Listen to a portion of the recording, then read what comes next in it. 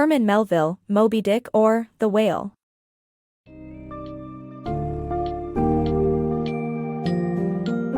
Dive into the epic tale of obsession, adventure, and survival with Herman Melville's A Moby-Dick, as narrated by the philosophical Ishmael. As a young sailor seeking work, Ishmael befriends the enigmatic Queequeg, and together they embark on a fateful journey aboard the whaling ship Pequod, under the command of the vengeful Captain Ahab. Set in the mid-1800s, this narrative offers more than just the pursuit of the notorious white whale, Moby-Dick. It's a rich tapestry woven with detailed accounts of whaling life, reflections on humanity, and the nature of obsession. As you navigate through the author's insightful digressions into history, marine biology, and global cultures, witness the growing madness of Captain Ahab, an obsession that imperils not just his soul but the lives of his diverse crew. Unravel the themes of revenge, camaraderie, and foreboding fate in this maritime saga that promises both thrilling escapades and profound philosophical musings.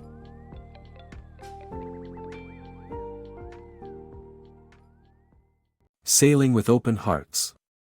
Meet Ishmael, our insightful narrator and protagonist, setting the stage for an epic journey in the mid-1800s. As a young sailor, Ishmael, with dreams of adventure, travels from New York to the whaling hub of Nantucket, Massachusetts. His journey, however, begins with a stop in New Bedford, Massachusetts, where an unexpected friendship blossoms. In search of economical lodging in New Bedford, Ishmael shares a bed with a mysterious stranger at an inn teeming with sailors. By night, Ishmael, being a simple observer, doesn't shy away from humorous introspection. His initial wariness is overshadowed by curiosity as the stranger, a harpooner named Queequeg, enters the room. Queequeg's appearance is striking, his dark skin is intricately tattooed, and his teeth sharpened to points. A ritual with a carved idol unfolds, leaving Ishmael tense and silent until the presumption of peace is shattered by misunderstanding. Yet, laughter soon follows their screams as introductions melt away the fear. Despite their stark differences, Ishmael and Queequeg forge a bond of warmth and understanding. The next morning, a symbolic embrace marks the start of a profound friendship, a friendship initiated by shared accommodation but destined for the open sea. United in spirit, the duo heads to Nantucket. Determined to sail together, Queequeg entrusts Ishmael with the decisive duty of selecting their ship. Destiny leads them to the Pequod, bound for a 3-year expedition into the vast Pacific, under the command of the enigmatic Captain Ahab. Narratively complex and philosophically reflective, Ishmael provides readers a well-rounded portrait of life aboard a whaling vessel. This evolves beyond just the journey at sea to an exploration of whaling history, marine biology, and the inner workings of ship life. Ishmael, as narrator, offers both insight and humor, moving fluidly between biblical allusions, historical references, and cultural insights. His storytelling sometimes feels like attending a grand theater, complete with dramatic setups and eloquent monologues. Unlike his initial self-description as simply a sailor, Ishmael's storytelling reveals his vast experience and depth of knowledge, gained from years of wandering. His namesake, Ishmael from the Bible, signifies his role as a wanderer and encapsulates his worldview, open, accepting, and continually learning. Ishmael's reaction to Queequeg reflects his open-mindedness. Initially frightened by Queequeg's demeanor, Ishmael's acceptance and appreciation for Queequeg exemplify a universal message: understanding and camaraderie can transcend initial judgments. His philosophy that a sober cannibal is preferable to a drunken Christian underscores this openness, a fitting mindset for life on a whaling ship, where a diverse crew must unite despite personal differences, amplified by the unpredictable ambitions of a determined captain. As readers journey with Ishmael, they witness his transformation from a drifting young man to a learned voyager, his narrative rich with the threads of knowledge and human connection. Here, the essence of the story resonates. In life's various adventures, it is the bonds we forge and our willingness to remain open-hearted that guide our true voyage. Ahab's obsession. For days after the Pequod set sail from Nantucket, its crew saw no sign of Captain Ahab. Ishmael, the narrator, familiarized himself with the ship's mates, each with distinct personalities. Starbuck, the chief mate, was a pragmatic and thoughtful Quaker. Stubb, the second mate, approached everything with cheerfulness and optimism. The third mate, Flask, carried a stern demeanor with an insatiable desire to hunt whales. Finally, Ahab emerged, an intimidating figure with a scarred face and an ivory leg carved from a whale's jaw. A few days later, Ahab declared his fervent mission. He diverted the ship's resources to hunting one specific whale, the infamous Moby-Dick, who had cost him his leg. This notorious, elusive sperm whale was instantly recognizable, marked with notable white patches, and the legend surrounding its notoriety drove Ahab's pursuit. To secure his crew's support, Ahab promised a Spanish gold doubloon to the first person who sighted Moby-Dick. This promise fueled the crew's enthusiasm, though Starbuck remained apprehensive. Ahab's monomaniacal quest threatened the ship's commercial mission and the crew's safety. Despite Starbuck's concerns over Ahab's reckless obsession, most of the crew obeyed their captain without question.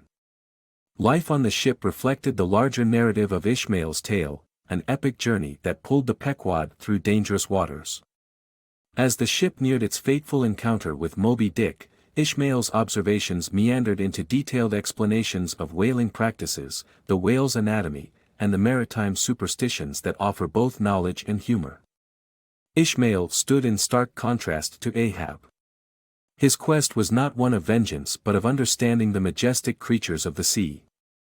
As the Pequod encountered stormy weather, Starbuck interpreted the lightning as a divine warning, but nothing swayed Ahab's resolve. He pinned his hopes on a prophecy given by a harpooner: before Ahab's death, he would see a coffin made of American wood and that hemp, presumably a noose, would spell his end. Determined beyond reason, Ahab ignored the warnings of other whalemen, desperate captains who had forsaken their pursuit of Moby-Dick to remain alive. Among them was the Rachel, a ship whose captain begged Ahab's help in finding his lost son.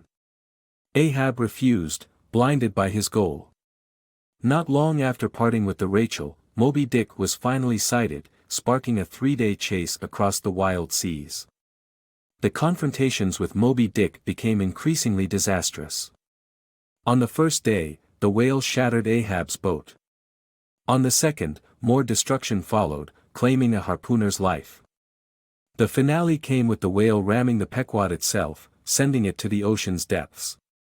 Ahab's relentless pursuit ended with him ensnared by his own harpoon line, his prophecy fulfilled in an unexpected twist.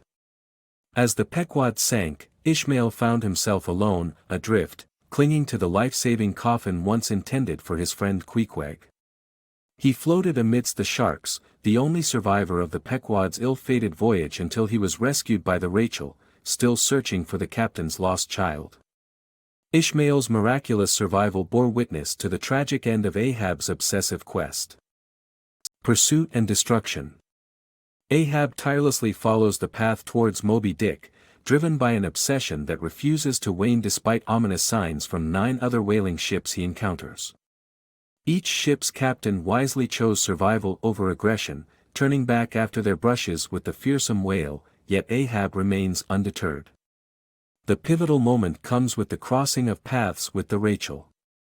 Its captain, desperate for assistance in finding his son lost to the recent wrath of Moby-Dick, pleads for Ahab's help. Ahab, fueled by an all-consuming vendetta, coldly ignores this request, a decision that strikes some crew members like Starbuck as yet another grim forewarning. Shortly after dismissing the Rachel's plea, Ahab finally sights Moby-Dick, triggering a relentless sequence of 3 disastrous pursuits. Each day, the consequences escalate. Initially, Moby-Dick cleaves Ahab's boat in 2. The second chase sees more boats shattered and a harpooner killed. Lastly, on the 3rd day, Moby-Dick strikes the Pequod itself, dooming it to a watery grave. Ishmael, one of Ahab's oarsmen, finds himself cast into the sea amidst the final mayhem. As Ahab makes a final attempt to harpoon his nemesis, fate intervenes. The harpoon line ensnares the captain and drags him down into the abyss alongside the elusive whale. Ishmael, the lone survivor, clings to a coffin bobbing among the wreckage, a grim symbol of salvation. Over the course of a day adrift with only the embrace of sharks for company, Ishmael is eventually saved by the Rachel, still questing after the captain's vanished boy. This harrowing tale of Ahab's relentless chase and Ishmael's survival sheds light on the perils of single-minded obsession. Through each encounter and every perilous chase, it showcases the destructive force of vengeance, leaving behind only a solitary witness to recount the fateful downfall of the Pequod.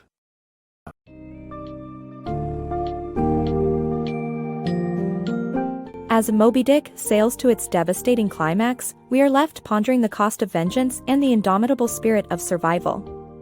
Through Ishmael's enduring account, Melville crafts a cautionary tale where Captain Ahab's relentless pursuit of Moby-Dick leads to tragedy, reflecting on the destructive nature of obsession.